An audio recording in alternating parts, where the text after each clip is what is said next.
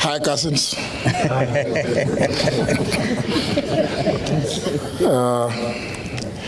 As has already been indicated, this is a joint statement by the United Opposition on the murder of Albert Ojwang, as well as the continued intimidation of online and offline critics of the Kenya Kwanza heinous regime. Fellow Kenyans, 3 years ago, none of us could have imagined or predicted that we would listing the atrocities and premeditated killings of Kenyans by the current regime. 3 years ago, many of us were on opposite sides of the political divide. We advocated for our plans and manifestos, eager to make a difference for our country, for the better, for posterity. Whether on the Kenya Kwanza or Azimio la Umoja, One Kenya Alliance sides, none of us gathered here today would have made security or ensure that our staff and their families, indeed our own families, have a hotline for protection and help, because the threat of abductions and illegal detentions was an imminent reality. We simply did not imagine it. Nor could we ask any Kenyan to prepare for it.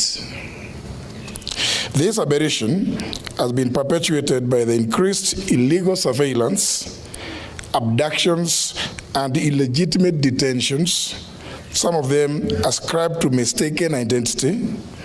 It has become the modus operandi of a callously inhumane, Ruto-led regime.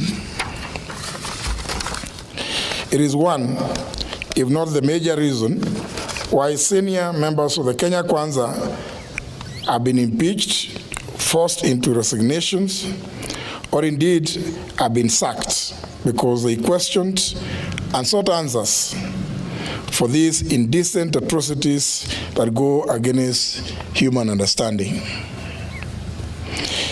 It is the reason, ladies and gentlemen, that these brave souls, unbound and uncompromised, stand here as the united opposition determined to komboa Kenya. Friends, our beloved republic, when that 1-year-old Albert Ojwang walked back to his home in Migori on June 6, 2025, neither he nor his parents, his relatives, and his young wife were aware that these were his last hours on earth. Albert was neither sick nor wounded. He had in fact spent the day actively planning his home garden, calculating its eventual harvest. Albert, a Kiswahili and religious studies teacher based in Voi, was a single hope of his parents and father to a 2.5-year-old child. Albert was picked up by police officers riding motorcycles in Kakot, Homa Bay, and taken away because of an alleged offensive social media post about a senior police officer, now identified as the Deputy Inspector General of Police, Eliud Lagat. 32 hours later, after the police who arrested Albert assured his parents that he was well and only needed a heavy overcoat because Nairobi was cold, Albert was dead. Why Albert was moved from Mawega police station in Homa Bay to Nairobi, 400 kilometers from the alleged area of incident, and specifically Central Police Station in Nairobi, and checked in under OB number 13/7/6/2025 at 9:35 p.m. on Saturday, June 7th, remains unclear. There are 26 hours that remain unaccounted for between Homa Bay and Nairobi. 26 hours when a healthy man, having lunch with his young family, arrived, according to many sources, bleeding with serious injuries 26 hours before being declared dead on arrival, allegedly at Bagathi Hospital, Nairobi, at 1:39 a.m. Today, ladies and gentlemen, this is no ordinary gathering. Albert's family has questions. We too have questions. Kenyans have questions. And indeed, the international community has questions. We all demand answers to the following. 1, the Criminal Procedure Code, Chapter 75 of the Laws of Kenya, has clear procedures on arrests relating to cognizable offenses. There should have been a formal complaint and an arrest warrant. Kenyans want to know if there was a formal complaint by the Deputy Inspector General Police Eliud Lagat. And if so, at what police station? Which date and time was this complaint recorded?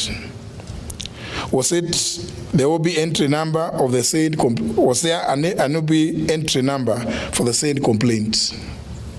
Number 2, we demand to know why Albert was moved from Mawego Police Station, Homa Bay, to Nairobi, and specifically Central Police Station, and which officers accompanied him by name and rank.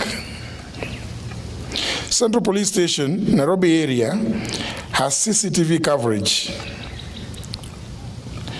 Number 3, we demand to know where the footage showing Albert being brought in and leaving the station is, and whether it's been provided to the family lawyers. If there is no footage, we demand to know who ordered for the cameras to be switched off.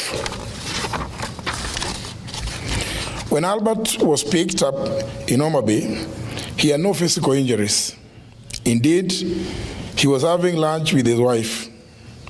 We demand to know who inflicted the grievous and extensive injuries on his body. Number 5, it's been reported that Albert was in solitary confinement at Central Police Station. Why was Albert considered a high-risk criminal to be confined in solitary? If he was not in solitary confinement, as alleged, who are his cellmates and how many were they? We therefore demand to know that demand to be shown the cell register to show whether he was with other inmates or he was in solitary confinement. Number 6, yesterday, June 10th, 2025, we've read and heard that the Director of Public Prosecutions, the DPP, directed the Independent Policing Oversight Authority, IPOA, to expedite investigations on circumstances surrounding the death of Albert and report within 7 days. This is a cover-up and a diversionary tactic to delay this matter. The mandate of the DPP under the Constitution of Kenya is to direct the National Police Service and the Directorate of Criminal Investigations in writing to do investigations, not to direct the IPOA. The postmortem on Albert is clear, and all Kenyans have formed this opinion. He was murdered. In light of the foregoing, we are calling not just for the resignation, but for the arrest and arraignment in court of the Deputy Inspector General of Police, Eliud Lagat, within 24 hours from the issuance of this statement. We similarly demand that the junior officers currently being persecuted be given witness protection with immediate effect. Their lives, obviously, are in danger because they know the truth. We applaud the courageous Kenyans who have kept vigil at Vigilance House and encourage them to maintain the pressure until this is achieved. We are also aware that Safaricom is complicit and indeed a facilitator in the tracing and abduction of Kenyans who have either ended up dead or maimed in the hands of police like Albert Ojwang. We want to issue a direct warning that this amounts to aiding and abetting in the commission of these crimes against humanity, for which Kenyans will hold Safaricom responsible and either take appropriate legal action or boycott their services. Finally, ladies and gentlemen, due to the persistent targeting, kidnapping and abductions, intimidation, and love arrests and murder of young people by this heinous and degenerate regime led by William Ruto, we reiterate our call for the June 25th to be a people's public holiday, a day of memorial in honor of all Kenyans who have lost their lives under this regime. Thank you. God bless Kenya.